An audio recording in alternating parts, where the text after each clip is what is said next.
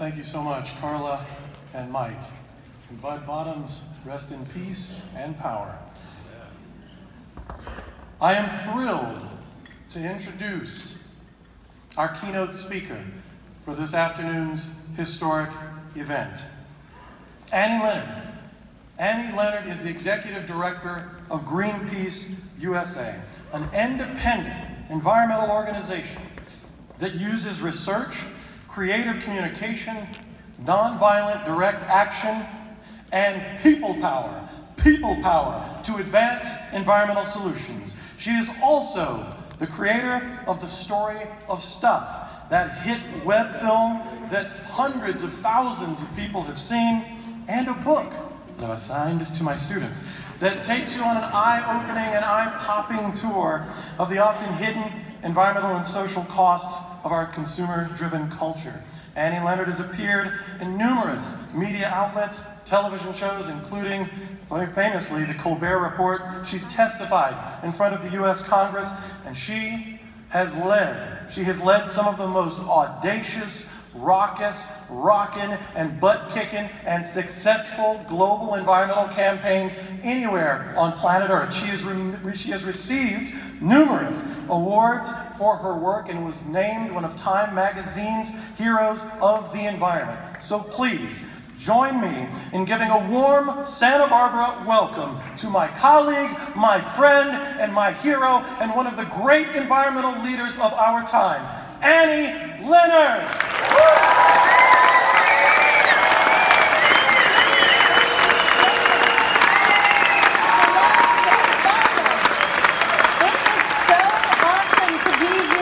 Santa Barbara. I spend way too much time in Washington, D.C. these days, and there's a new thing that they're doing in D.C. is, you know when you meet someone and you say, "Hi, how are you?" In D.C. they said, don't say that anymore because we're all worn down and in despair, and that just reminds us. So instead they say, "Nice to see you."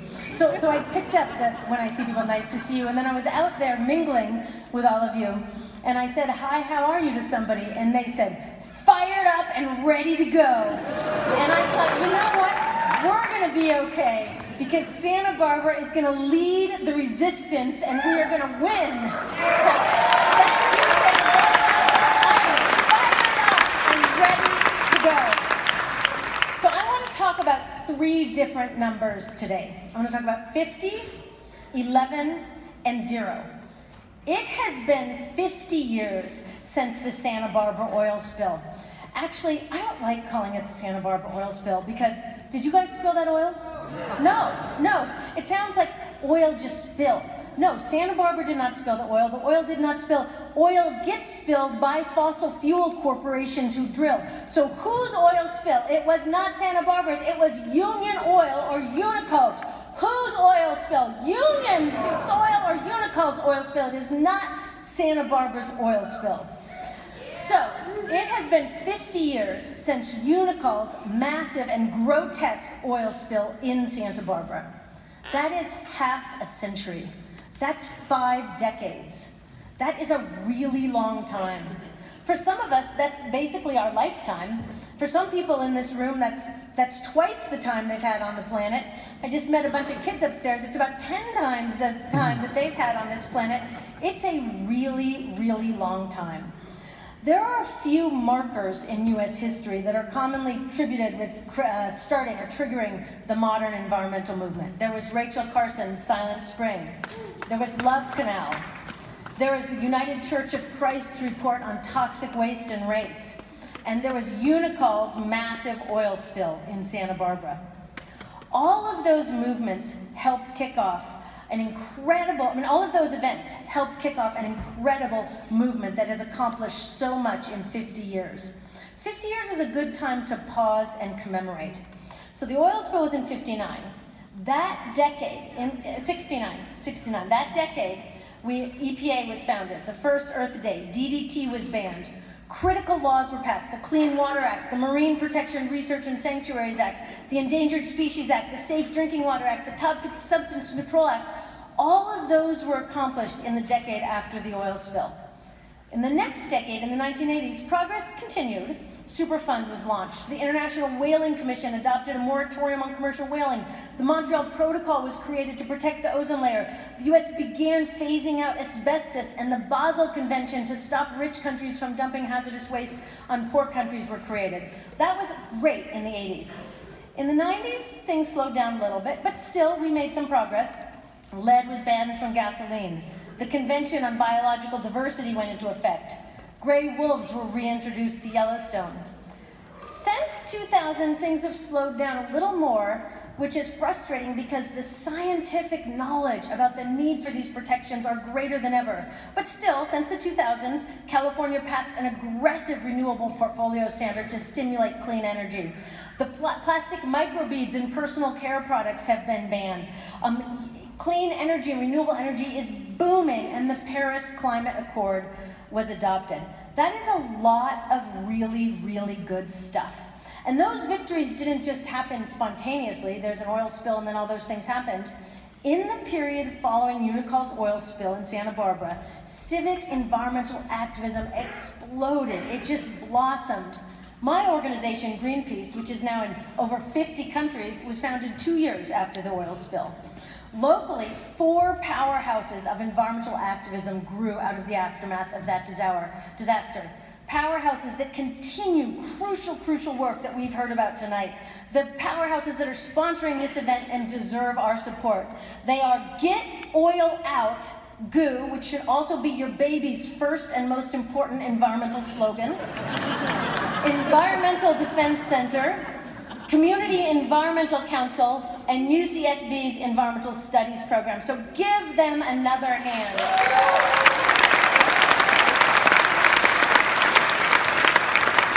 That is what effective resistance looks like. If you are lucky enough to live here in this coastal paradise, find those groups, sign up, become a member, make a donation, get involved. Share your time and your treasure with these organizations because that is how we build a better future. So looking back over those 50 years since the oil spill disaster, I can say without hesitation that the world is a better place because of the movement that oil spill helped trigger. So thank you, all of you, for being part of that movement. But at the same time, if we are honest, we don't just look back and celebrate, we also think about what we have learned and we look forward. And if we are honest, we have to admit that while we have accomplished much, that on a whole bunch of fronts, from climate change to species loss to environmental justice, we are not winning fast enough. And as Bill McKibben says, when it comes to climate, winning slowly is the same as losing. We are the first generations to live firsthand the real impacts of climate change, and we are the last generation with a window to turn things around, and that window is closing. So while we accomplished much in the last 50 years, if we do the same thing in the next 50 years, we're toast. It's game over. It's just not enough. I read a book recently. The book is not that good, but the title is good, so you just need to know the title. I got it because of the title. Don't get it. But the title is excellent. The title is What Got You Here Won't Get You There. And I was really struck by that title. And I thought that is a message for the environmental movement. You know, we environmentalists, we are such an earnest bunch. For 50 years, we have made our case for pollution prevention and conserving resources and clean energy. We have done our research and we have issued reports, and when those reports were ignored, we issued them again in color with 3D charts, and we wrote op-eds and we enrolled cultural influencers, and we did beach cleanups and wrote songs and made videos, and we did recycled art projects made from plastic that we pulled from the sea. We hung banners on bridges and buildings, and we chained ourselves to oil platforms, and we held gigantic marches. We showed up so earnestly because we knew the science. We told everyone who would listen that we must stop trashing the planet and figure out a way to live sustainably and justly on this one beautiful planet that we have. And that's more true than ever. We must figure that out. But for too long, too many of us in the environmental movement have been trapped in the myth that the truth will set us free. And the reason I say that's a myth is because we have so much truth about connection between fossil fuels and climate change, and we are not free. We are still 50 years later fighting new proposals for new drilling, new ports, new permits, new pipelines, and new platforms. At this point, we as a movement have every single thing we need to figure out how to live in a more sustainable and just way. We have everything but one thing. We have the science, we have the economic arguments, the case studies, the model policies, the innovative technologies. We have the common sense. We have everything we need except the power to make it so.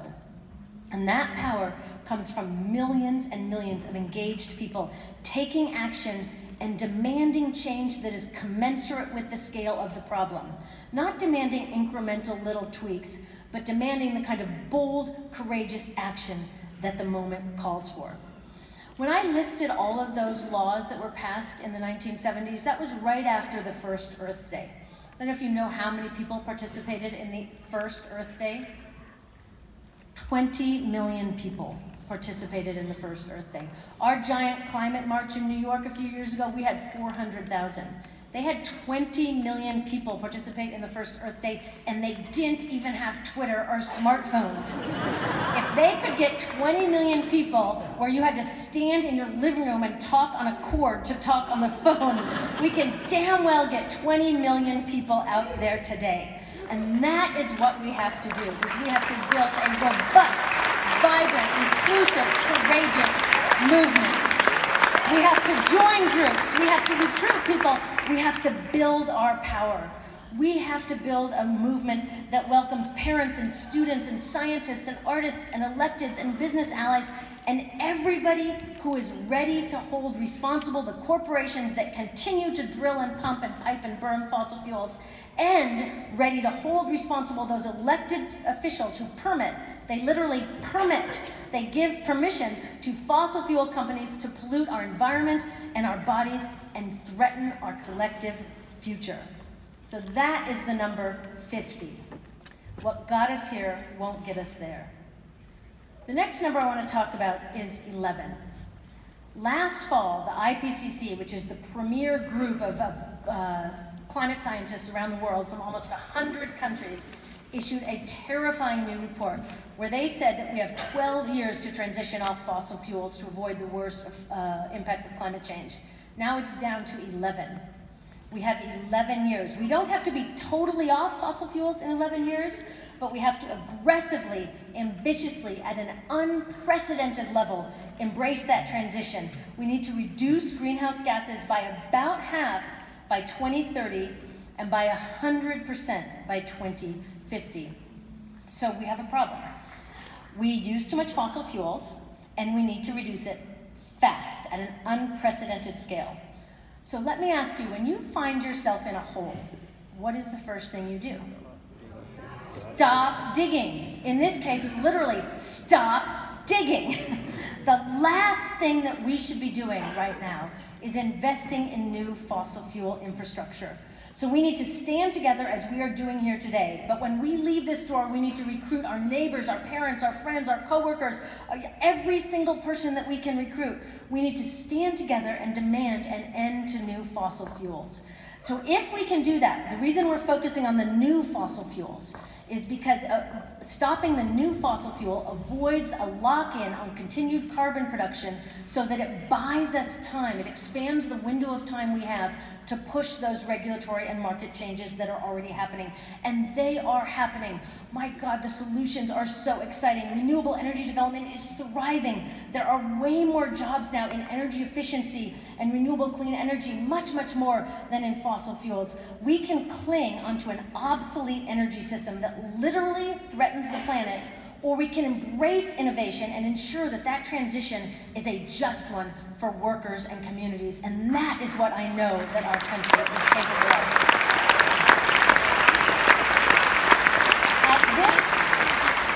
At this late stage in the game, when we have 11 years left, trying to force new fossil fuel permits, pipelines, and platforms rather than embracing a just transition to clean and renewable energy, is the mother of lose-lose scenarios when we could have a win-win, and we won't take it anymore. The best time to embrace that transition would have been 50 years ago. The next best time is today. Tomorrow is too late. We have 11 years. And that brings me to the final number I want to talk about, which is 0. 0 is how many new fossil fuel projects the climate can sustain. Now, I know some companies have a hard time understanding 0. Like, I have a Subaru, and on the back of my Subaru, it says partial zero emissions vehicle. You can't have partial 0. 0 is 0. When it comes to oil and gas wells, whether you're onshore or off, whether you're in Cat Canyon or coastal lands, 0 is another word for not one more.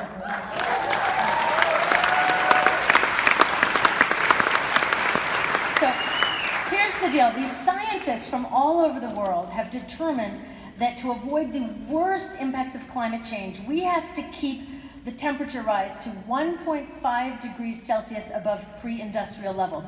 You know, it's interesting. Scientists are no longer debating whether or not climate change is real or not. They're debating about whether the impacts are going to be existential or catastrophic. I never thought I'd be in the camp of saying, let's choose catastrophe, but that's actually a lot better than some of the worst case scenarios.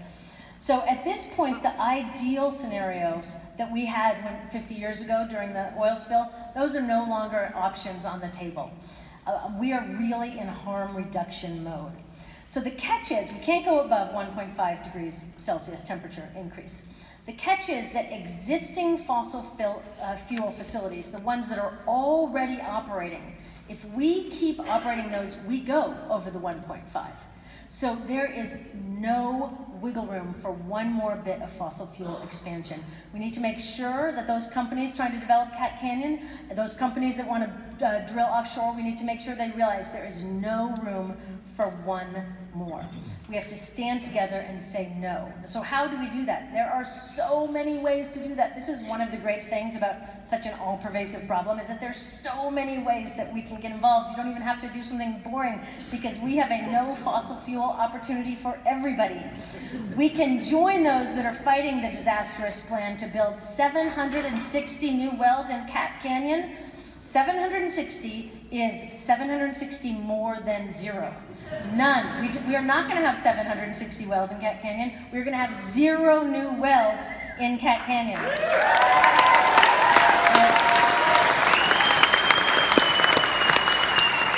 The companies that are trying to promote this disastrous, really at this point, criminal plan, I was reading an interview in one of the local press about them, and this one guy said, well, don't worry, it'll operate safely and the oil won't spill. As though that solves the problem, because the oil not spilling and getting to market and getting burned is the problem. Like, dude, that does not help that it's not going to spill and you're going to burn it. The oil needs to stay in the ground. So that's one thing, is we must hold the line at Cat Canyon. Let's make that an iconic, emblematic test for our movement. No more permits. We can also join the campaign that stopped the power plant in Oxnard that David talked about earlier, and we can keep working to ensure that Oxnard and communities like Oxnard all over this world, which have disproportionately borne the impacts of our fossil fuel dirty economy, we need to make sure that those communities are at the forefront of making sure that the transition to clean energy is a just transition for workers and for communities. We can say not one more to offshore oil drilling in both California and federal waters. You know, a lot of California politicians like to say no offshore drilling in federal waters. What about California waters too? It all has to be off limits. Now, Shell and Exxon and Trump are salivating at opening up more of California's coastlines to more drilling. Not one more. If you want to join a protest about that, there's one tomorrow, 10 a.m. at the Bureau of Ocean Energy Management Pacific Regional Office. The address is 760 Paseo Camarillo. Is that how you say it? Camarillo? Camarillo, 10 o'clock tomorrow. Be there and tell BOEM not one more offshore oil drilling. We can also demand that our candidates and elected officials be real climate leaders. We have a lot of candidates and electeds here in California that love to talk about climate, but they're still taking money from fossil fuel companies and they're still catering to their needs. And we need real climate leaders. California is now an early primary state for the presidential election, which really changes the game here. That means that presidential candidates are going to be in California soon. One just launched today in Oakland. They're going to be here trying to raise awareness, make a name for themselves, and court our support. So this is an important moment for us in California. We need to let them know that we only support real climate leaders, and real climate leaders don't drill. Real climate leaders don't take money from fossil fuel companies, because then they're going to be beholden to their donors. Real climate leaders support the Green New Deal. Real climate leaders commit to no new fossil fuel infrastructure. If any candidate cannot commit to those things, they don't get our vote.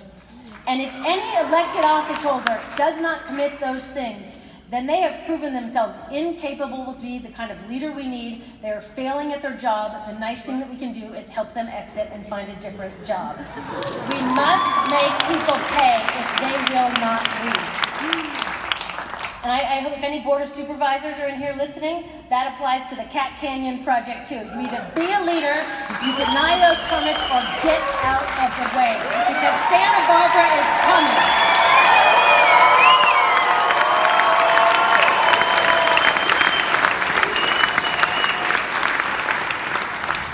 Greenpeace has made our top priority on the climate front promoting this idea of no new fossil fuels and holding that as a litmus test for every candidate.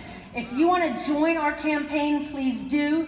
Text the words "no fossil fuels" to 877-877. Text "no fossil fuels" to 877-877, and then that'll sign you up on our rapid response team to say no fossil fuels from Cat Canyon to the coast.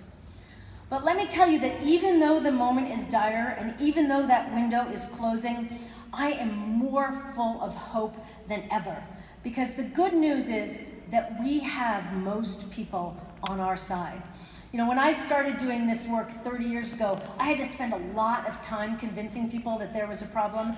At this point, it is totally clear that there is a problem. Every single person in this country realizes there's a problem unless they work at Fox News or live in the White House. We know that it is a problem.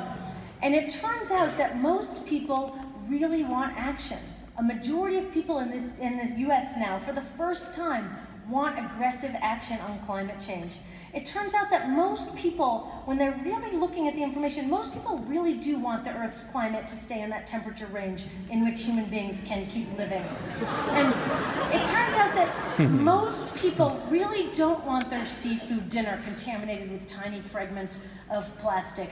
And most people don't want their babies born pre-polluted with 165 industrial chemicals in their blood like is happening today.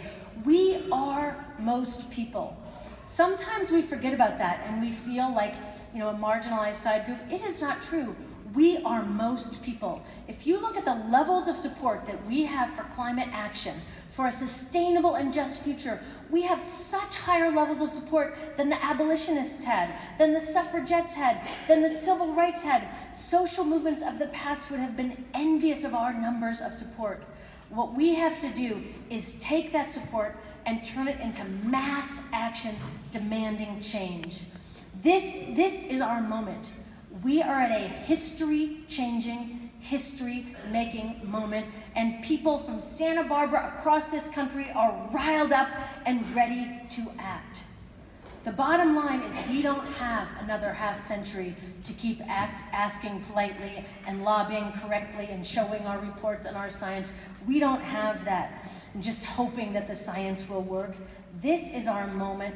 Let us seize it, and let us seize it with everything that we have, because what is at stake is everything that we love. Let's go, Santa Barbara.